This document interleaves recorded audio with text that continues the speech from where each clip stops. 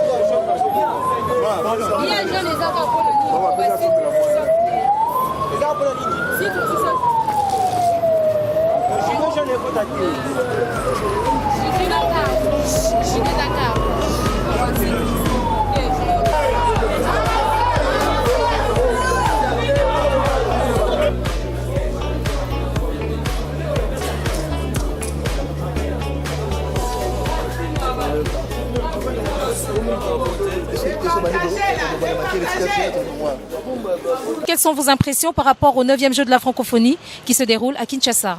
Bonjour, c'était bien, c'était pas mal, malgré que nous avons perdu, mais non, c'était bien organisé et tout, voilà. Vous avez encore une chance en basketball chez les dames? Non, on n'a pas une chance en basketball. En basketball, c'est sûr, parce que nous sommes en demi-finale maintenant. C'est connu. Le Liban est fort dans le basket et nous allons remporter les médailles en or, c'est sûr. Avez-vous aimé le Congo, principalement Kinshasa?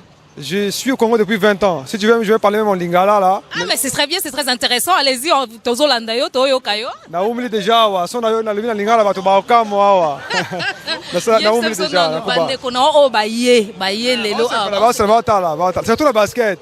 C'est Congo Mbokelengi, c'est un Libanais habitant plus de 20 ans dans la ville-province de Kinshasa qui vient de s'exprimer en langue nationale et qui a dit Mboka Elengi. Nous allons prendre encore, s'il vous plaît, bonjour. Vous êtes sur la télé congolaise de Kinshasa. Je ne sais pas parler français très bien. Hello, how are you? I'm fine, thank you. Thank you. Je crois que c'est une Libanaise. Je l'ai vue hier sur le parquet de basketball. Elle a joué, une Roumaine, voilà. C'est une Roumaine qui a compéti hier, qui a joué hier contre le Sénégal et qui ont perdu. Je l'ai vue, je la reconnais en fait. Un Libanais qui habite Kinshasa, ça fait 20 ans, s'est exprimé en lingala. C'est très rare, effectivement, mais c'est quelque chose de très bien. Ça prouve que les pays francophones, d'autres pays, d'autres nations, d'autres nationalités aiment le Congo et voudraient venir s'installer et surtout investir dans notre pays. C'est très bien, c'est un très bon signe et surtout c'est un très bon élément de convivialité entre pays. Nous allons donc entrer à l'intérieur. Hilaire, si tu peux me suivre, comme ça nous allons encore prendre un petit direct de ceux qui sont à l'intérieur pour pouvoir leur questionner et avoir leurs impressions sur les 9e Jeux de la francophonie. Tout à l'heure. À l'intérieur du stade Tata Raphaël de la Kétule, bonjour. S'il vous plaît, vous êtes à la télé quinoise, vous voulez vous exprimer? Vous aimez Kinshasa? Bien sûr, bien sûr. Vous êtes de la délégation de? Avec le Liban. Ah, vous êtes le Liban. D'accord, Monsieur Porter, merci. Vous pouvez vous exprimer? Le Congo pour l'organisation qu'ils ont fait ici, c'est très joli. Et pour tout ce qu'ils ont mis comme infrastructure et préparation pour tous les matchs et les jeux qui se passent ici. Merci. Merci beaucoup, Monsieur Porter. Bon séjour à Kinshasa. Alors, nous poursuivons notre petit périple avec Hilaire Nyoka à la réalisation. Mesdames et messieurs, nous sommes au stade Tata Raphaël de la Kétule qui a une histoire dans notre pays. Dernièrement, je vous ai dit que ce stade avait une histoire de très très très longtemps. C'est dans ce stade qu'il y a eu le combat du siècle avec Mohamed Ali et Georges Foreman en 1974, exactement le 30 octobre. Hilaire, si tu peux me suivre.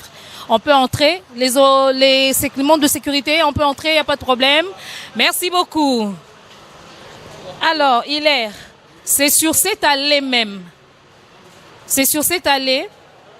que Mohamed Ali, le champion du monde de 1974, a combattu Georges Foreman.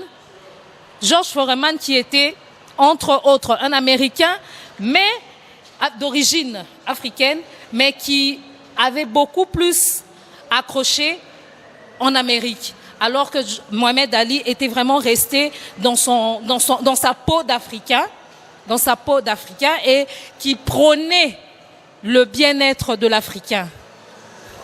Il a, avec sa fameuse phrase de Ali Boumier.